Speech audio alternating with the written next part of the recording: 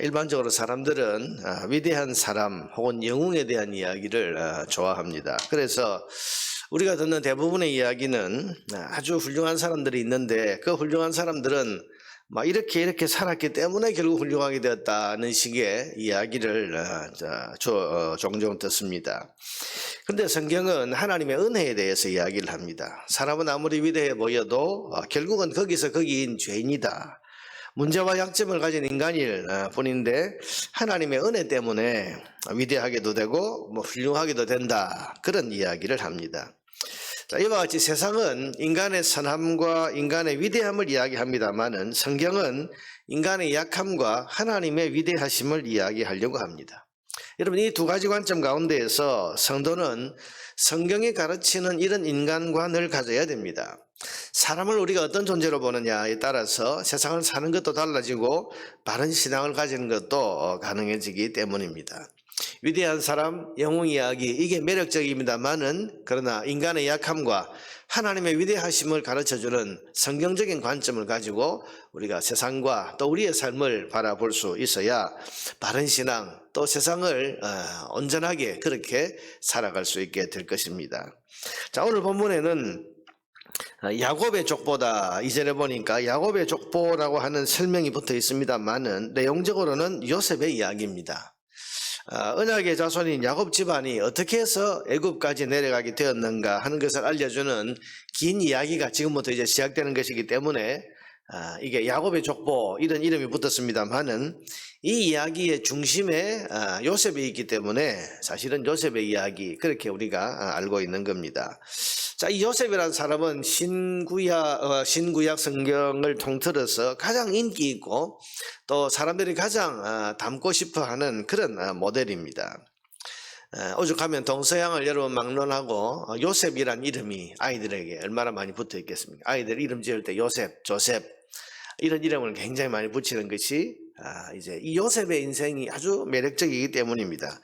이 요셉의 드라마틱한 성공 스토리, 그의 순결한 신앙, 그리고 그의 탁월한 지혜, 이건 많은 사람들이 선망을 하는, 본받고 싶어하는, 닮아가고 싶어하는 그런 모습입니다. 그래서 사람들은 요셉을 믿음의 영웅이다 그렇게 부릅니다. 그런데 오늘 본문에 나와 있는 요셉의 그 어린 시절의 이야기, 그리고 그 집안의 분위기를 우리가 자세히 보면 영웅의 이야기라고 하기에는 여러 가지 문제와 인간적인 약점들이 많이 있다는 것을 우리가 보게 됩니다. 첫째는 이 집안은 배다른 형제 간의 갈등이 있습니다. 이전에 보니까 요셉이 17세의 소년으로서 그의 형들과 함께 양을 칠 때에 이까지는 참 평범한 것 같습니다. 그런데 그의 아버지의 아내들, 벌써 아내들 빌하와 실바의 아들들과 더불어 함께 있었더니, 여러분, 엄마가 다른 형제 12명이 한 집안에서 살고 있다.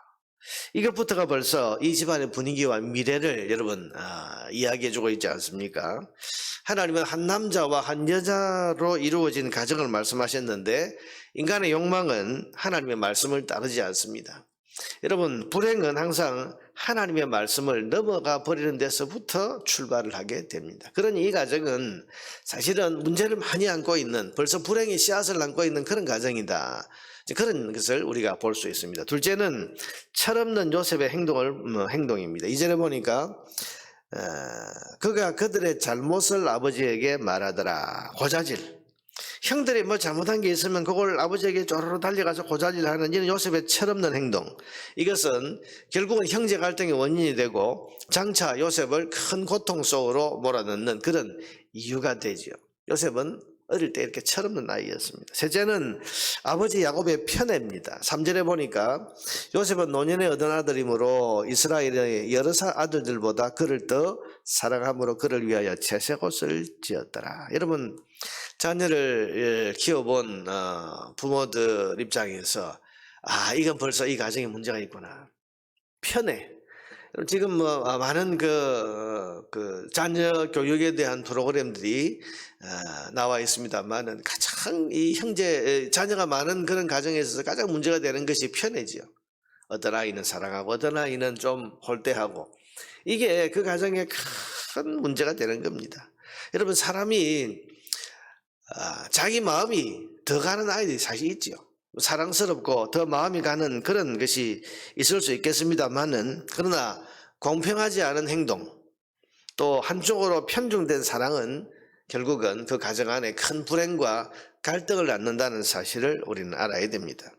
하나님처럼 완전하지 못한 것이 우리 인간의 사랑이기 때문에 부모의 자식 사랑도 이렇게 갈등과 고통의 이유가 될 수 있는 겁니다. 지금 요셉 집안이 이런 거죠. 이런 가운데서 지금 요셉이 자라고 있습니다. 넷째는 꿈에 대한 요셉의 경솔한 행동입니다. 5절에 보니까 요셉이 꿈을 꾸고 자기 형들에게 말하며 그들이 그를 더욱 미워했더라. 안 그래도 미워 죽겠는데 꿈을 꾸고는 그거 가지고 또 자랑을 하고 다니니까 더 미워했다. 8절에 보면 그의 말로 말미암아 그를 더욱 미워하더니, 야 여러분, 형제가 형제를 미워하고 있는데 이게 그냥 단순히 밉다는 감정 정도가 아니라 마음속에 그냥 그 분노가 일어나는 거죠. 분노가, 편애에 대한 것, 그리고 엄마가 다른 그런 서로 배다른 형제 간의 그런 어떤 그 경쟁, 거기에다가 꿈을 꾸고는 그 꿈이 하나같이 얄밉게 자기는 높아지고 형들은 다 그 앞에서 절하고, 여러분 이러니 지금 이런 요셉의 철없는 행동과 또 여러 가지 이런 요셉 집안의 환경들이 결코 여러분 건강한 가정이 아닙니다.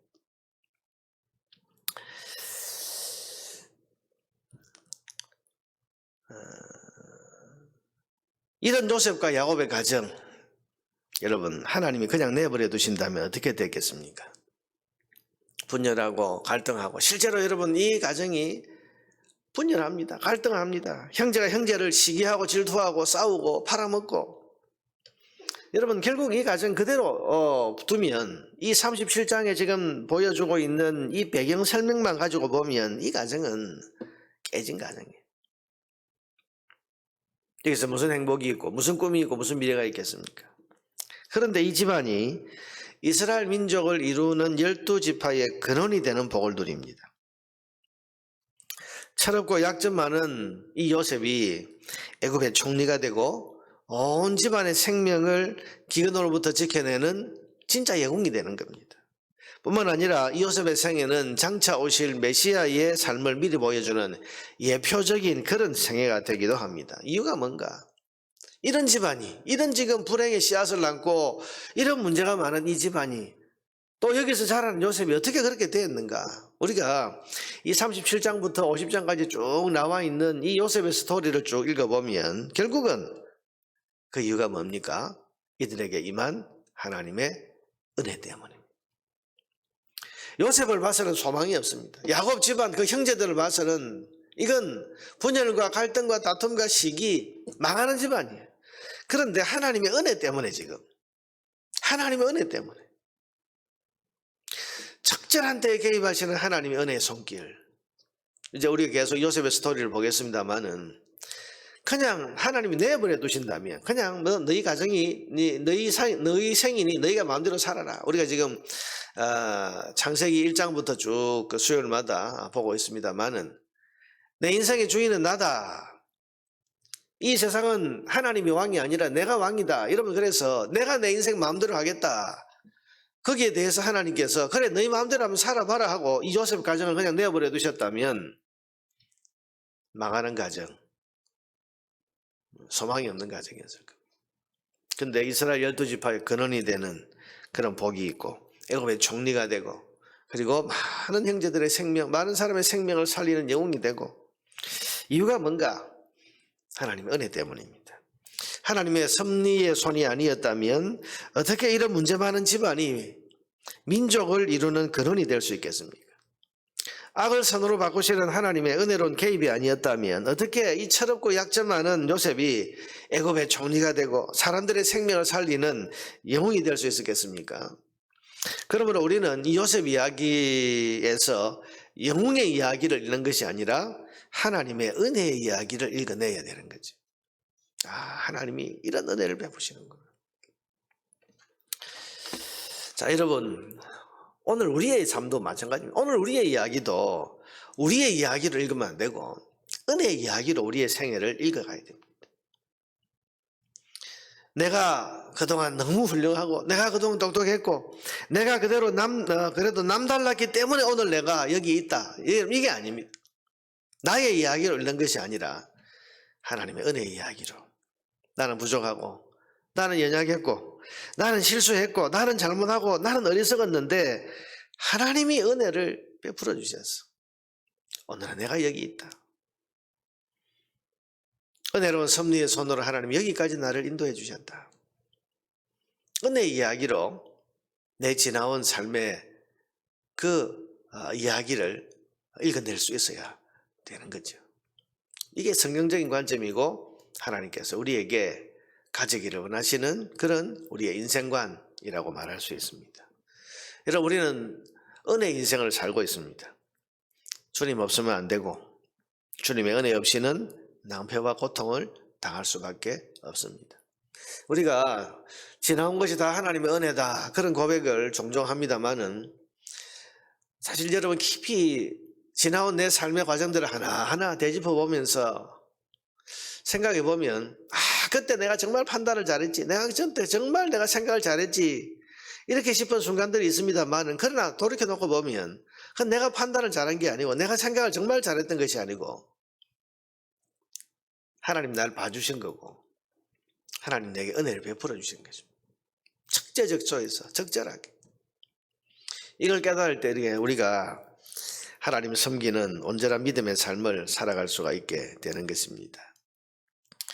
여러분, 오늘 이 고백을 가지고 이 아침에도 하나님 앞에 기도하며 나아가십시다. 하나님, 저의 삶은 은혜의 인생이었습니다. 여기까지 온 것이 하나님의 은혜입니다. 나는 부족했고 나는 실수 많고 나는 연약하고 나는 잘못된 그런 언행들을 수없이 했지만은 하나님이 은혜로 나를 봐주시고 은혜로 이끌어주시고 은혜로운 개입의 손길을 적절할 때에 내게 임하게 해주셔서 오늘 내가 이런 하나님의 백성의 자리에 서 있고 하나님 섬기는 자리에 서 있습니다. 이 고백을 우리가 할 수 있어야 하지 않겠습니까? 아울러서 오늘 저의 삶도 은혜로 대해 주시고 지금 여기에서의 저의 삶도 하나님 은혜로 인도해 주소서. 그렇게 하나님 앞에 은혜를 구하며 기도하며 나아가는 이 아침의 기도의 시간이 되시기를 바랍니다.